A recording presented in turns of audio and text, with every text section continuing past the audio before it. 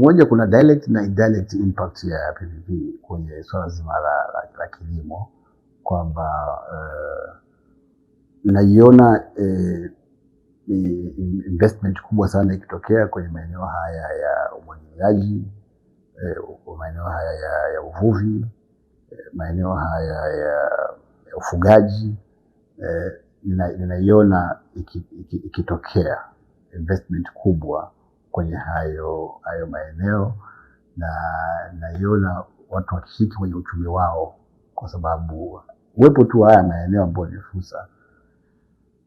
ni fursa kwa watu kuingiza mitaji yao na uwezo wao kuendesha mambo, kufaidika na hizo fursa baada ya kuiachia serikali. Unaweza kukuta kuna mtu ana uwezo kabisa wa kuendesha huo mradi, lakini kwa sababu ni eneo la serikali, ni eneo la magereza, linakaa miaka 40 hajafanya chochote kile, ile opportunity cost yake, yani gharama ya kutokuzalisha kile ambacho kingepatikana kama eneo lingekuwa linazalisha, ni opportunity cost ni kubwa sana. Lakini tu kwa sababu hili eneo la serikali, hili eneo la magereza, hili eneo la JKT, hili eneo ni la halmashauri, kwa hiyo mnabaki na potential kubwa untapped kwa sababu tu ya mfumo uliojiwekea. Sasa PPP inakuja na ina open up kwamba magereza hupashi kukaa na maeneo kama wayazalishi. Hauwezi JKT kukaa na fursa ambazo uzitumie, huwezi magereza kukaa na fursa ambazo uzitumie,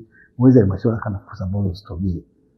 Kwa hiyo ninaiona investment kubwa kwenye hii eneo la kilimo kwa maana ya mazao, lakini pia mifugo, lakini pia uvuvi ambao umeanza ku advance kwa muda mfupi, na kwa hiyo kutakuwa na mchango mkubwa. Lakini pia kilimo kinategemea sana miundombinu ambayo ni miundombinu ya maji, miundombinu ya umeme, miundombinu ya barabara, kwa maana ya uchumi wetu unavyojengwa kwa muda mrefu na kipindi kitakapoenda 2030 pengine mpaka 2050. Haya ni maeneo ambayo unaona PPP ndio maeneo yake. Experience ya dunia PPP iko kwenye infrastructure, hasa za umeme, za barabara, za madaraja, za bandari, ambayo yote hii ina implication kubwa sana kwenye transformation ya kilimo chenyewe indirect. Kwa hiyo ndio future. Tunazungumza kwamba kilimo, mpango huu wa 4 na dira ya taifa 70 tokana na sekta binafsi, maana yake ni kuingiza sekta binafsi kwenye chain nzima ya kilimo ili kuweza kuleta tija na kuongeza uzalishaji.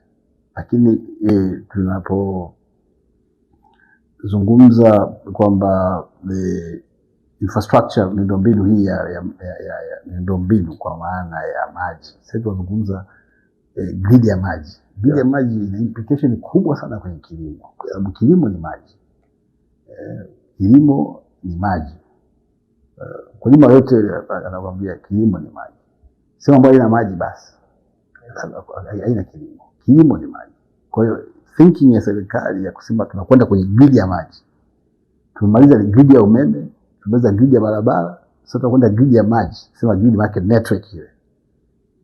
Nchi imeunganishwa na network ya barabara na network ya umeme. Kwa sasa tunaanza network ya maji kwa kutumia maziwa makuu tulionayo. Hii ina implication kubwa kwa wakulima kwa maana ya irrigation scheme, kwa wavuvi, lakini hata kwa wafugaji.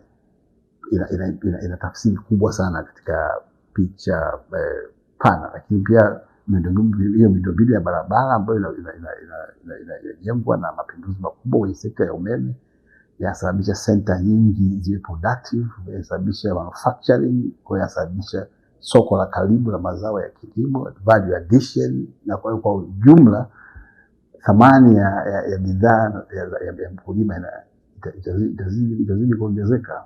Na kwa hiyo uchumi mkubwa ambao tunakwenda nao, ambao tumefikiria, ambao tumekubaliana kama taifa wa kufika dola trilioni 1, una tafsiri kubwa sana kwa mkulima. Lakini kama tulikubaliana kwamba uchumi huu utajengwa na sekta binafsi na hususan kupitia utaratibu wa ubia, ni fursa kubwa kwa wakulima, fursa kubwa kwa Tanzania, kuzitazama fursa za kilimo ambazo zimekaliwa na mamlaka za serikali, waweze kuzigrabu na kuanza kuzitumia, na hawapaswi kusubiri serikali zitangaze.